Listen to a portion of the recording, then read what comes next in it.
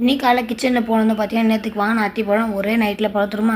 அதெல்லாம் வாஷ் பண்ணி பொருசாக கட் பண்ணி போட்டு கொஞ்சம் போல் பால் சேர்த்து அதை அப்படியே அடிச்சு எடுத்துட்டேன்.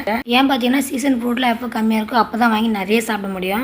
காலையில் ஆளுக்கு ஒரு கிளாஸ் இது குடிச்சிட்டு வயிறு சும்மா குழுன்னு இருந்துச்சு பாருங்க. இன்னைக்கு ஸ்நாக்ஸுக்கு பசங்களுக்கு வந்து சக்கரை கிழங்கு வச்சிருக்கேன். அதுக்கப்புறம் ரொம்ப நாள் பசங்க கேட்டு வாங்கி தராம வந்து அந்த பெரிய கொய்யா பாருங்க, சின்ன கொய்யான்னு சொல்லிட்டு விற்கிறாங்க. 2 கொய்யா வந்து 1/2 கிலோ போல இருந்துச்சு. அப்படியே சாப்பிட்டா சுமாரான டேஸ்ட் தான், பேரிக்கா மாதிரி இருந்துச்சுன்னு வச்சுங்களேன். அதுக்கப்புறம் எங்கள் வீட்டு சின்ன வாண்டுக்கு சக்கரை கிழங்குல தேன் போட்டு தான் சாப்பிட்டு வராமா. இது எங்கே பார்த்தாருன்னு தெரியல. அதையும் கொஞ்சம் போட்டு கொடுத்து 2 பீஸ் கொய்யாக்கா வச்சு அவருக்கு பிரேக்ஃபாஸ்ட் கொடுத்தாச்சு. கொஞ்சம் சப்ளை பண்ணக்கூடாது, அடுத்த நீ நான் வந்துருவாங்க. அதனால தான் நான் வந்து அந்தந்த பொருள் அப்படியே சாப்பிடணும்னு சொல்லி பழகி வச்சிருக்கேன். இவர் பார்த்தீங்கன்னா எங்கள் வீட்டு பெரிய வரிசை. இன்னைக்கு மட்டும் கொஞ்சம் சக்கரை கிழங்குல போலி பண்ணி தெரியாம சரி பண்ணி தரேன்னு சொல்லி செஞ்சேன். ஏன்னா அவருக்கு மட்டும் ஒன்றா செய்ய முடியும். அப்படியே ஒரு 4-5 போட்டு எடுத்துட்டேன். இது எப்படின்னா எப்பவும் போல கோதுமை பிசையாம கொஞ்சம் லூஸாக பிசைஞ்சு எடுத்துட்டு அவிச்சு சக்கரை கிழங்கு கூட கொஞ்சமாக நாட்டு சக்கரை 2 ஏலக்காய் தட்டி போட்டு பிசைஞ்சு லைட்டாக சப்பாத்தியுமே வச்சு அதில் ஸ்டப் பண்ணி உருட்டு எடுத்தீங்கன்னா கோழி ரெடி. கல்ல போடும்போது 2 சொட்டு நெய் போட்டுக்கோங்க, செம்ம வாசமாக இருக்கும். ட்ரை பண்ணி பாருங்க.